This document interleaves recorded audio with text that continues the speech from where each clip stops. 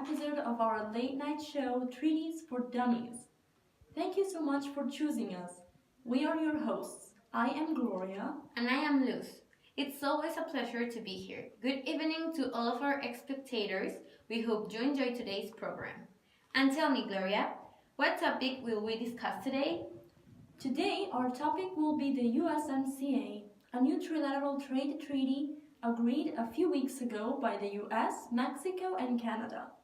We're very close to the day that this treaty will be signed by the parties, so we need to keep us updated. That sounds familiar, since I have heard that something important will happen on November the 29th. But wasn't there already a treaty between these countries? Was it NAFTA? Yes, exactly. But the USMCA is a new agreement supposedly conceived as an improved version of NAFTA. However, it has not been signed yet by any country, still has to be implemented. Oh, that's right. This treaty is supposed to enter into force until next year. So, all of you that are comfortable in your bed or sofa, we hope you pay tons of attention so that we can enrich your knowledge on this topic. Perfect, let's get started. So, in this new agreement, there are several changes.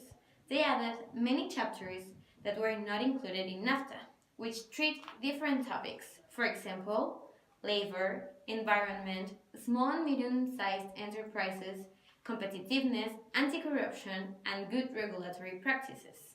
That's right. Let's give a good look at them, shall we? Sure. Do you remember you mentioned to me that you already read about Chapter 23 that talks about labor? Can you explain a little bit about it? Sure. Chapter 23, Labor Chapter, is a brand new topic that was not included in the NAFTA agreement. This chapter is composed by 17 articles and addresses very important issues such as the recognition of labor rights, elimination of violence and forced labor and discrimination on the workplace, and protection of migrant workers. This chapter also encourages all parties to cooperate with one another in order to enhance labor standards. I do believe it is a very important addition.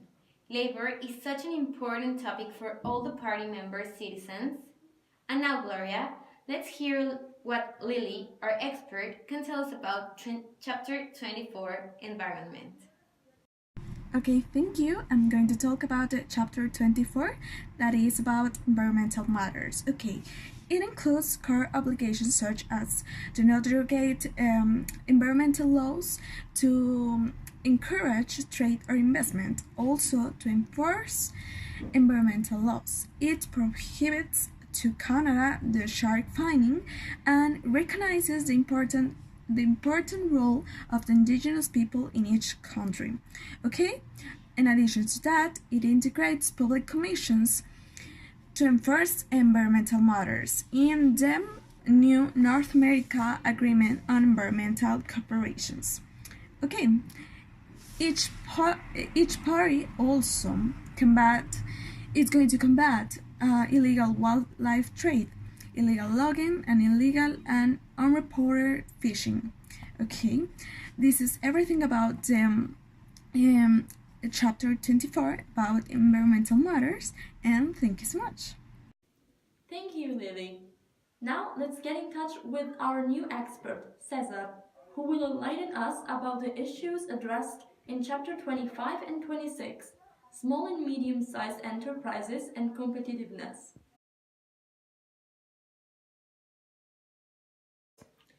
Thank you for your participation, Cesar. Our next expert is Karina. She will tell us about Chapter 27 concerning anti-corruption. Karina, are you with us? As we know, there have been several modifications on the new agreement, as mentioned before. In the particular case of Chapter 27, which aims to stop corruption in international trade and investment in both private and public sector. It states that the parties affirm the resolve to prevent and combat bribery and corruption in international trade and investment. It also makes country follow specific guidelines of accountability and punishments for illicit actions. Finally, as a side note, this article does not specify any laws It doesn't give any specific laws, but the member countries has to create their own laws and follow them.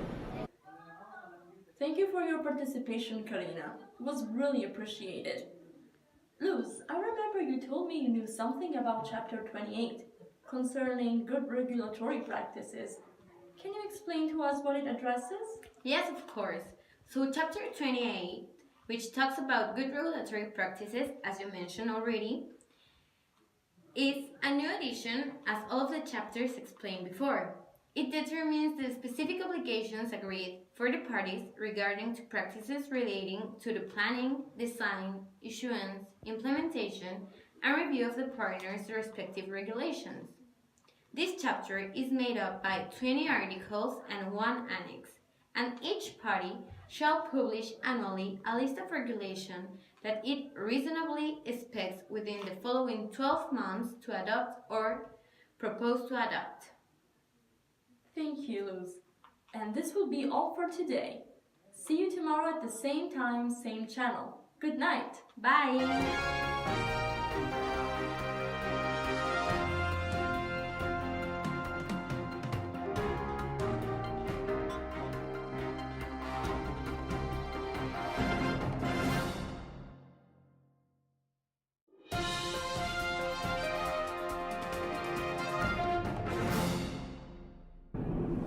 Hi, Luz and Gloria. I'm sorry to interrupt the actual programming, but there's been a new development on 2 new chapters added to the USMCA, which is the Chapter 25, which talks about small and medium enterprises, which we know there has been a huge increment.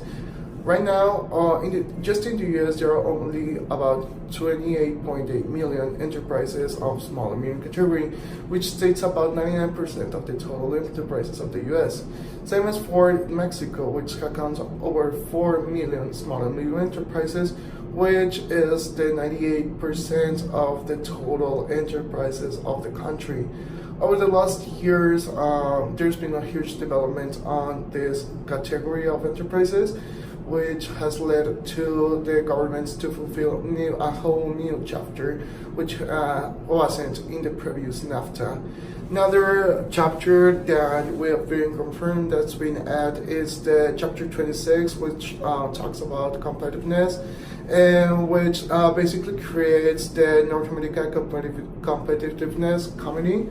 And this is also a new chapter. This committee has never been created before, and it's about enhancing actual ties, commercial ties by focusing on the geographical location of the countries, which is as well for Mexico, Canada, and the US. This will be it. We'll back to you.